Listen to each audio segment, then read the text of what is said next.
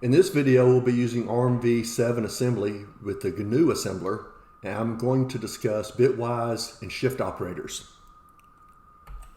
Let's remind ourselves of how some of these things work. So let's say I have the base 10 number 5, and if we use a 4-bit signed integer using 2's complement,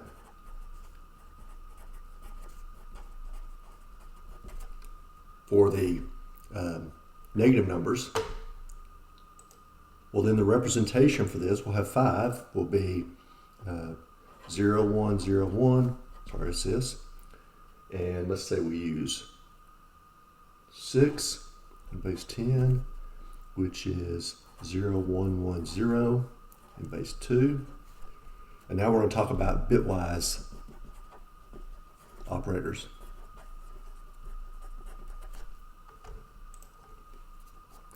So if we have 0, 1, 0, 1 and 0, 1, 1, 0, and we want to do a bitwise AND, okay?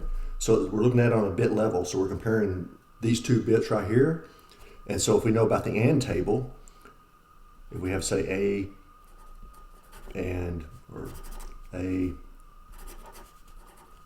B, A and B, then if they're both true, we get true. But if only one of them is true, then we get false. And if they're both false, we get false. So 1 and 0 will be 0 to represent false. 0 and 1. 1 and 1 is true, 0, 0, 0, right? And so this would be the base 10 number 4. And if we do the same thing, so this would be for our and or spelled with 2 R's. This is the ARMv7 representation for an inclusive or. That means one of these is true, or the other one is true, or they're both true, then we'll get true. So this would be the or column. So we would have true, true, true, false. All right. So 1 or 0 is 1, 0, 1 is 1, 1 or 1 is 1, and 0, 0 is 0. And that's 7 in base 10. Let's do exclusive or, written like that in ARM. So with that, it's one or the other. So if we put exclusive or over here, true or true, with an exclusive or, it can only be one or the other. So this would be false. True or false is true, false and true is true, and false is false. So 1 or 0 is 1, 0 and 1 is 1, 1 or 1 is 0, and 0, 0 is 0. And this would be 3 in base 10. And then we'll also look at move negative, and this is like a flipping of the bits. So we would apply this to an individual pattern, so we're going to use it to this. So we'll do move in for the 5. So we just flip the bits. And technically, if you're using a signed integer in 2's complement, this is a negative number. Okay? So to convert that, and we'll flip the bits back, which will be back just to this. So flip the bits. Add 1. 1 and 1 is 0. Carry the 1. 1, 1, 0. And it says this is 6, but remember this is for negative, so it's really negative 6. So let's look at that in code. So for my GNU assembler programs, if they're standalone, they have this basic structure. This label is not technically necessary. I just put it there to make it clear this is the part for ending the program, but this part is necessary. And I do need these 2 lines to exit, to cause the program to exit. So we want to store some values. We'll say R1 is 5 to match our example. R2 is 6.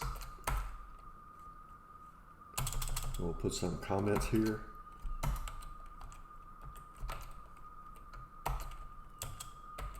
R2 equals 6.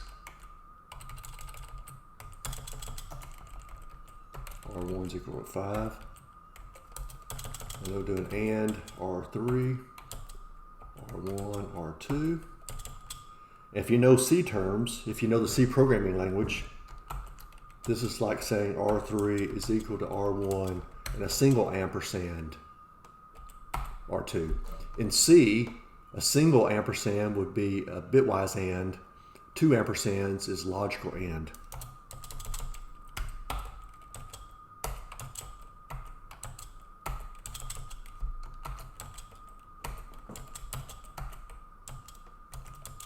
A single vertical bar would be an inclusive OR in the C programming language.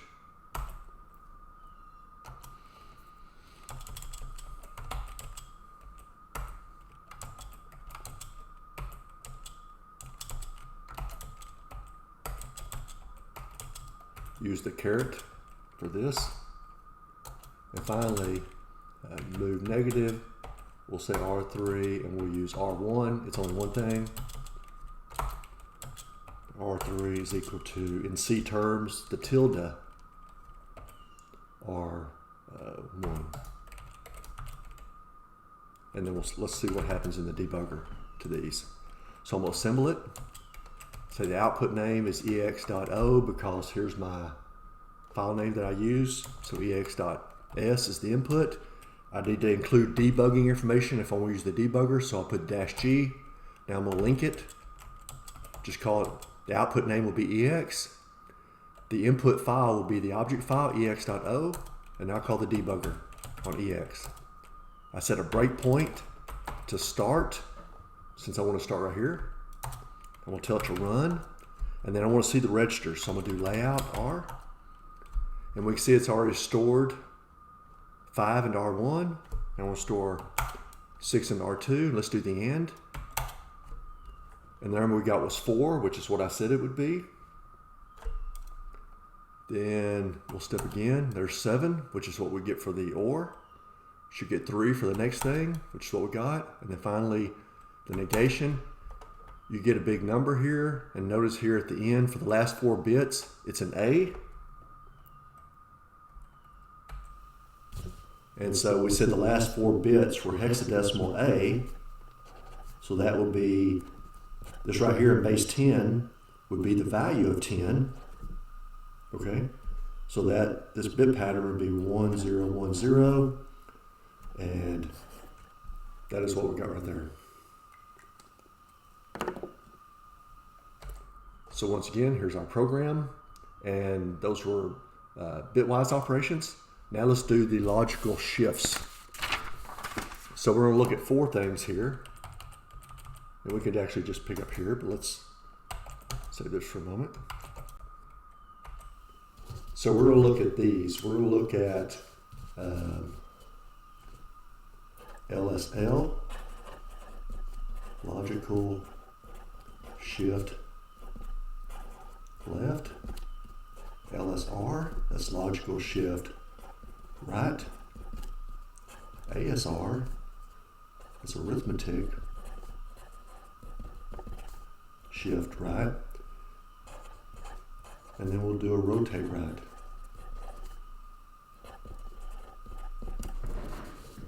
So let's say that we have this bit pattern. So we have 4 bits, A, B, C, D. We'll assume our entire number is just 4 bits, okay? So what happens if I do an LSL?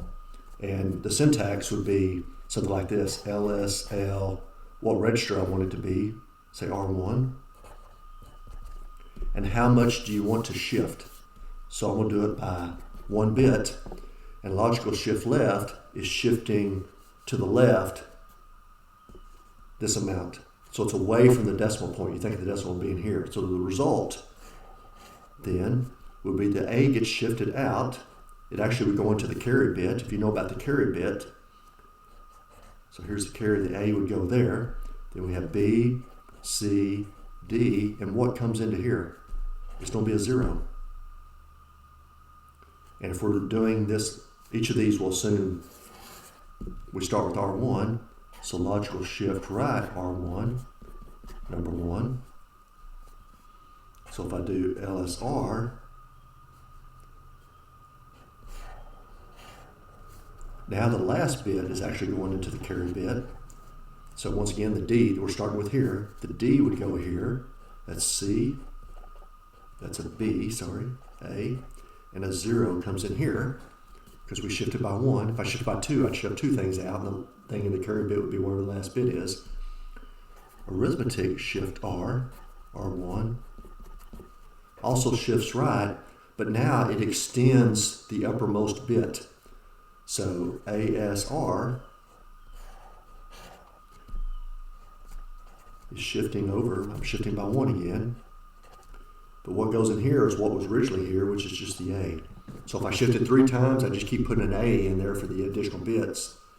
And finally, rotate right.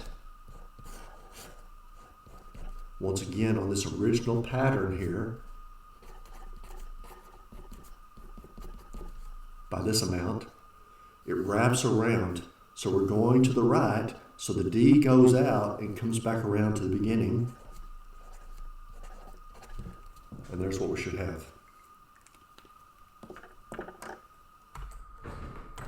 So let's quit this. And we can just add that code to here. So let's do this. We'll say, well, we use the same R1 here.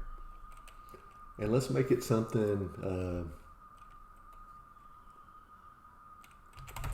we'll make it something that's easy to verify.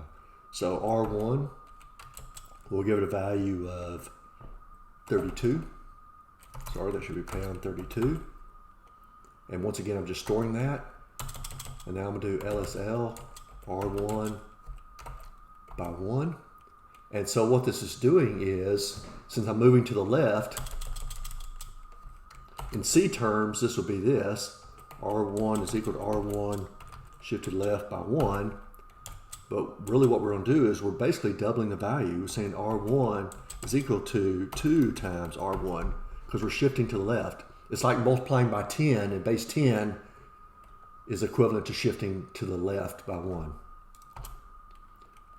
And that will change that. So let's reset this for the next one just to see what happens. And now I'm going to do shift to the right, which is dividing by 1. That's this.